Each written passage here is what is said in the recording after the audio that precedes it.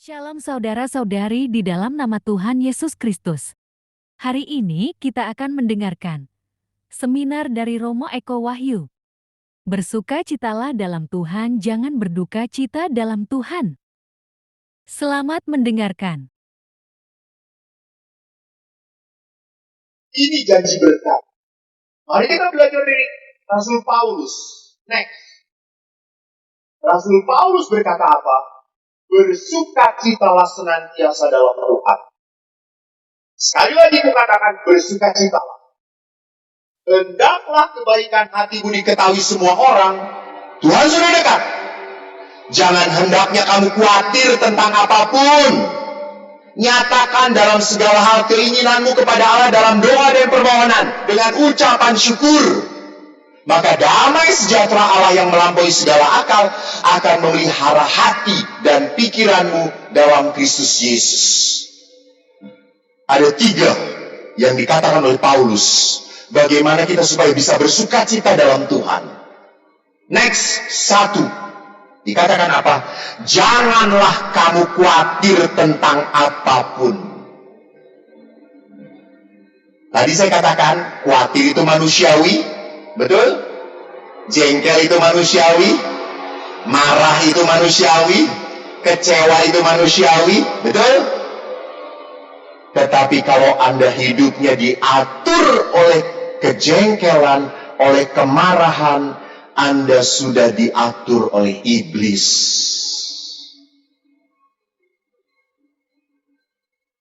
Ingat, Anda sudah diatur oleh iblis. Maka saya sedih kalau banyak melihat orang-orang Katolik nggak suka cita. Berat ke gereja hari Minggu aja. Aman-aman nih, gereja. Berat. Sudah gitu tidak hanya berat, tapi ikut ekaristi pun jawabnya Tuhan. Padahal Pastor Willy sudah Tuhan bersamamu dan bersama Romo. Inilah itu.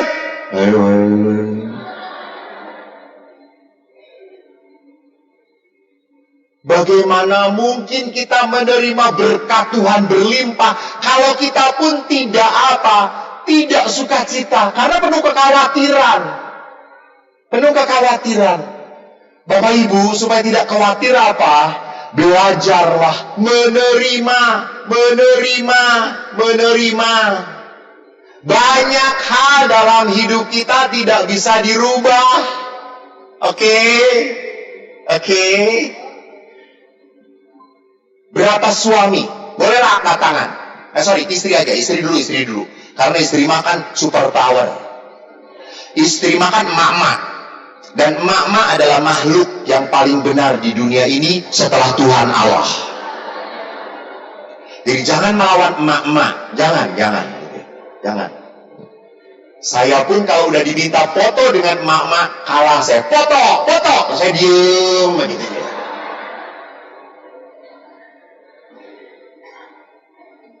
Saya tanya emak-emak dahulu, para ibu-ibu terdahulu. Ibu-ibu, boleh angkat jari. Siapa yang ibu-ibu di dalam hidup perkawinan selalu punya harapan supaya suaminya berubah? Angkat tangan. Oke, terima kasih. Supaya suaminya berubah, nanti akan ada mujizat. Nanti ada adorasi, saudara-saudara. Coba angkat tangan yang jujur dengan Tuhan. Kenapa Pak Surudi ikut angkat tangan? Supaya Pak Surudi berubah. Jadi Doraemon. Ada.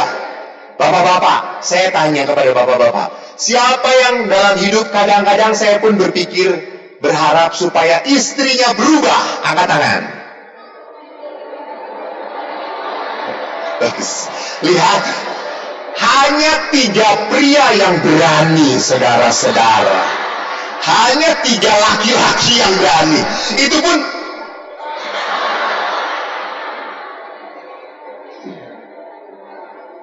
Maka saya ingat sekali, pernah seorang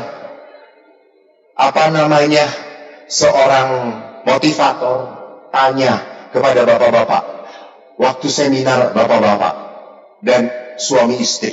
Dia berkata, coba para suami yang takut akan istri pindah ke kanan. Itu dari 199 pindah ke kanan. Dan hanya satu yang diam di tempat. Lalu si pelatih itu kaget. Dia kaget.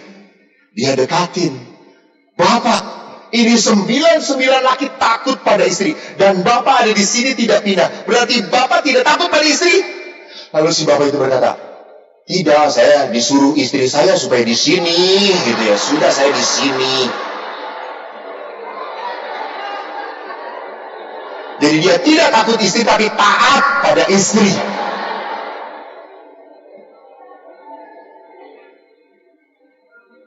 Lihat, walaupun Anda berharap suami Anda berubah, apakah suami Anda berubah? Tidak. Suami berharap supaya istri berubah. Apakah istri berubah? Tidak, tidak. Di dalam rumah tangga Anda hanya bisa bahagia kalau apa? Menerima. Menerima. Ya sudah, arek naon deui. Arek naon geus kolot. Dibalikeun ka kolotna geus pararae. Sudahlah, gitu ya. Ibu sudah berapa tahun menikah dengan Bapak? 25 tahun. Betul, Bu. Ibu lihat kenapa Bapak seperti ini? Baru 25 tahun sudah cepat tua? Karena menikah dengan Ibu. Coba menikah dengan Cutari. Wah, pasti awet muda. Betul nggak, Pak? Kurang ajar. Langsung istrinya rasa kulit putih.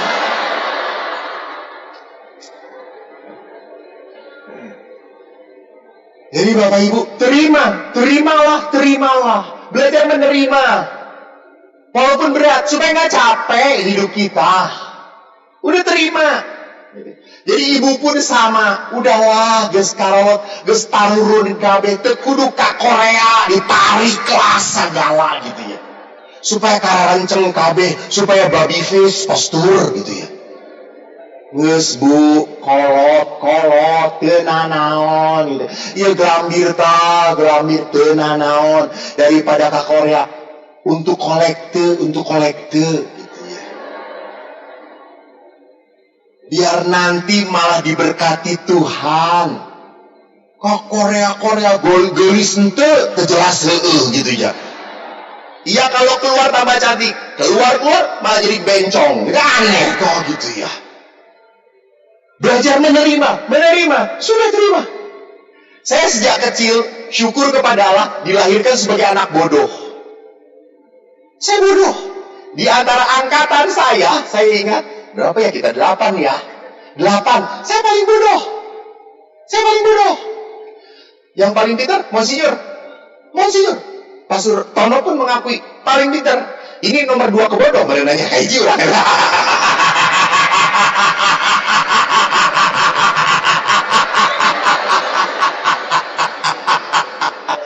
Jadi saya udah 8, ranking 8-nya udah 7. Nomor 1-nya itu Monsinyur Anton, paling pintar. Saya bodoh. Monsinyur Anton tuh sekarang ketua KWI, pintar banget kuliahnya. Pintar. Kita cuma lulusan Unpar. Monsinyur Anton Belgia sekolah dan keluar dari Belgia summa cum laude saking pintarnya. Kita C. Lulusan C, cepot gitu. Lulus aja terima kasih. Tapi maaf Bapak Ibu, walaupun Monsinyur Anton pinter jadi ketua KWI, tetap tidak bisa mengalahkan saya. Saya kalau khotbah karena bodoh, gampang dimengerti. Betul nggak ya? Anda ngerti khotbah saya? Ya ngerti, karena kalau Anda sampai nggak ngerti, Anda lebih bodoh dari saya.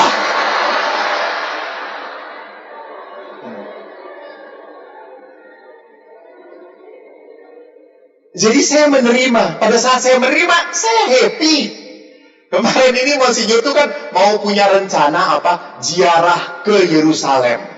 Lalu beliau tuh tanya saya, kok urang rek ka Yerusalem. Hebat Monsinyur, pasti lobaan ngilu. Kamu pernah ke Yerusalem kok? Ayah, iya 4 kali. Monsinyur, belum pernah kok. Terus dia tanya saya mau nyombongin, kamu pernah belum ke Roma? Ya pernah tuh. Terus Monsinyur ngomong, saya mah hampir tiap setengah tahun sekali ke Roma. Terus saya tanya, untuk apa? Rapat. Monsinyur kalau mau Roma rapat ya, rekreasi. Teman-teman, Bapak Ibu, kalau kita menerima diri, kita happy dengan hidup kita. Tidak perlu membanding-bandingkan. Udahlah Pak, jangan lihat istri lain lebih cantik. Cukup, antep. Justru anu cantik teh loba biayana. Loba biayana. Maka saya selalu ngomong kepada OMK, kalau cari istri jangan yang cantik, blow on. Terus mereka protes. Kenapa Pastor? Kalau cantik ya, lama-lama jelek. Lama-lama jelek. Coba cari pacar yang jelek. Lama-lama tetap jelek. Jadi konsisten dia sama jelek teh gitu ya. Iya kan? Kalau cantik bisa jelek. Kalau jelek, nyanglas tetap jelek gitu ya. Jadi saudaraku, dikatakan jangan khawatir. Kenapa? Karena kekhawatiran itu gak masuk akal, gak akan merubah apapun. Dan next, lihat kenapa kita jangan khawatir. Sejak bawaan lahir, kita tidak khawatir. Pernah gak Anda melihat seorang bayi lahir lalu langsung bingung, nanti saya sekolah di mana ya? Saya kelak jadi apa ya? Ada bayi khawatir? Ente, bayi mah arek kiih, berak-berak langsung. Bayi tidak. Maka manusia itu lahir ke dunia tanpa kekhawatiran. Jadi apa yang membuat manusia khawatir? Karena pengalaman. Jadi pada dasarnya kita diciptakan oleh Allah penuh berkat. Tidak ada kekhawatiran. Next, kedua, bicarakan segalanya dengan Tuhan. Pak, Bu, doa adalah tempat bagi kita untuk bicara dengan Tuhan. Dan kalau bicara dengan Tuhan, tolong jangan setelah tidak bisa apa-apa baru ngobrol dengan Tuhan. Telat, coy. Telat. Kan ada bapak-bapak, dia punya toko, dia tuh ngomong kepada saya, Pastur, ai toko saya teh laku-laku Pastur, saya teh sudah berdoa. Terus saya tanya, berdoanya jam berapa? Ya buka toko jam 8, saya baru berdoa jam 1 siang. Telat. Padahal bukan hanya berdoa Pastur, saya tuh sudah pasang ucing, kikilwan gitu, ngelel-ngelel gitu ya. Tetap tidak laku Pastur. Pak, terlambat. Yang buka toko yang lain sudah sejak pagi berdoa. Jadi kalau orang memulai apapun dengan doa, itu artinya apa? Tuhan, saya tidak bisa berusaha tanpa pertolonganmu. Di situ anak kepada Bapa. Bukan pada saat punya masalah, Tuhan, ini loh masalah, telat, sok bereskeun. Tuhan Allah juga akan berkata, embung.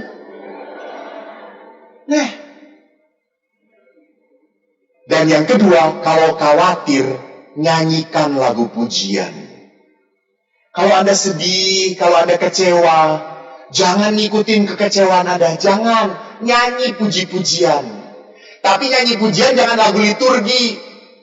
Sedang sedih, saudara, mari semua. Makin sedih gitu ya. Jadi kalau sedih, nyanyikan pujian. Tak usah ku takut, Allah bersamaku. Tak usah ku bimbang, Yesus peliharaku. Lihat, Anda akan tenang. Itu. Jadi sama Pak, kalau Anda jengkel dengan istri, Dok nyanyikan. Tak usah ku takut, Allah bersamaku. Itu Pak. Saya yakin istri Anda langsung nempeleng Anda. Ketiga, bersyukurlah dalam segala hal. Next. Saya sudah ditandain, Romo waktunya habis. Nanti setelah itu gak didengerin sama saya, amplopnya habis. Next.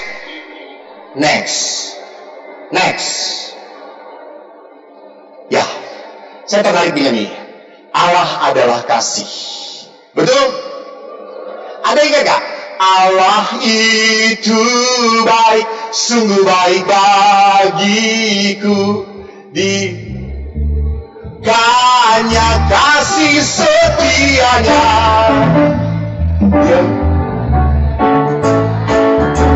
Yang ku perlukan, kebaikan menyatakan kebaikannya padaku. Udah cukup. Bapak Ibu, Allah itu baik. Tetapi kadang-kadang kasih Tuhan tidak bisa kita mengerti. Tuhan itu mencintai kita tidak seperti yang kita, caranya tidak seperti yang kita ingini. Betul atau tidak? Betul. Lihat ke depan. Itu cara Tuhan mengasihi kita. Dia biarkan anaknya mati.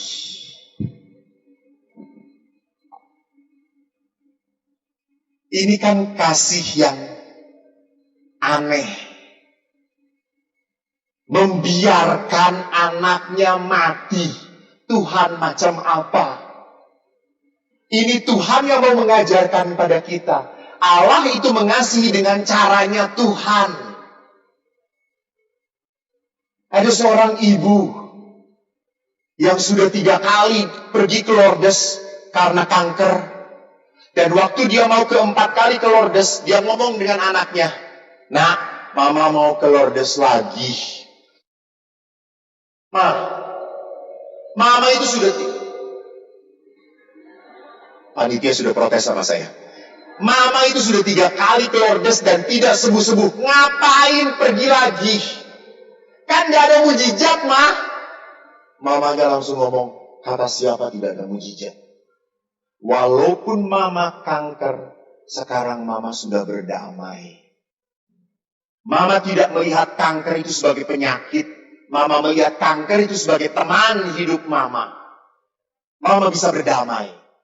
Dan Mama berdamai karena Mama percaya Tuhan membiarkan kanker ini ada bukan untuk menyiksa Mama, tapi membuat Mama hidup tergantung pada Tuhan.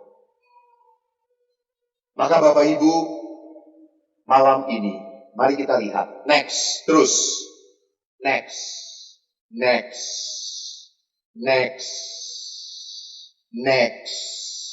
Oke. Bapak Ibu, kita tidak akan pernah punya hati yang tulus untuk melayani pasangan, untuk melayani gereja. Sekali lagi, kalau hati kita masih terikat oleh kemarahan, kesedihan, kejengkelan, kecewa, kita akan merangkai perjalanan kebangunan rohani lewat adorasi. Next. Santo Alfonsus Rigori berkata apa? Devosi terbesar setelah sakramen adalah adorasi. Dalam ekaristi kita menyambut tubuh Tuhan. Tetapi dalam adorasi kita berhadapan dengan Tuhan. Ingat, Anda percaya bahwa dalam ekaristi roti berubah menjadi tubuh Kristus. Kalau tubuh Kristus itu berarti apa? Yesus sendiri. Amin. Amin. Maka adorasi kita berhadapan dengan siapa? Tuhan. Tuhan. Kita berhadapan dengan Yesus. Maka Santo Alfonso yang paling berkenan kepada Allah adalah adorasi. Saudaraku, dalam adorasi apa yang bisa kita lakukan? Next. Curahkan isi hatimu pada Yesus. Mohonlah ampun untuk orang-orang yang menyakiti Anda. Ingatlah, jadi nanti saya akan membawa sakramen ekaristi berputar.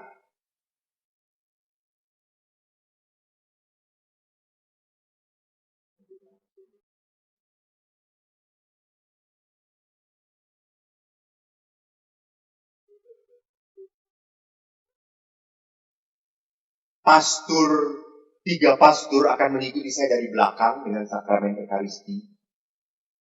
Silakan waktu ekaristi dibawa, Anda berlutut. Dan nanti saat Anda butuh sekali didoakan, Anda berdiri. Tiga pastor yang mengikuti saya dari jarak jauh akan mencurahkan doa untuk Anda dan memberkati Anda secara daerah itu. Jadi kalau ekaristinya baru jalan ke situ, jangan di sini sudah berdiri. Nanti saya akan berputar dari sini ke sini, ke sini. Jadi kalau sudah dilewatin oleh ekaristi, Anda baru boleh berdiri kalau butuh didoakan. Butuh banget. Jangan butuh doa. Anda butuh banget, Anda berdiri, Anda tunduk saja. Nanti imam-imam yang jalan akan berhenti sejenak dan memberkati Anda. Walaupun di perhentian pun saya akan memberkati dengan sakramen Maha Kudus. Ingat, 12 tahun seorang ibu sakit pendarahan di dalam kitab suci. Dan ibu itu berkata apa? Jika ku jamah jubahnya, aku sembuh. Dan Yesus berkata apa? Imanmu menyelamatkan engkau. Percaya ada kesembuhan malam ini. Percaya Tuhan mau membebaskan hidup Anda. Anda pulang dari KRK harus bangun iman Anda. Jangan pulang dari KRK masih penuh marah, jengkel. Sontoloyo namanya. Pulang dari kebangunan rohani, Anda harus menjadi anak-anak yang dibebaskan oleh Tuhan. Jangan mau dikuasai oleh iblis. Lepaskan. Allah ingin melepaskan beban Anda. Yesus berkata, mari kepadaku. Aku akan memberikan kelegaan. Maka Bapak Ibu, saya nanti akan berputar, saya nanti akan ke atas sana juga. Saya akan kembali ke sini berputar. Yang atas sana dengan atas sana, saya akan berkati dari sini. Maaf ya, berkat Tuhan tidak berkurang. Karena Anda bayarnya cuma 10.000.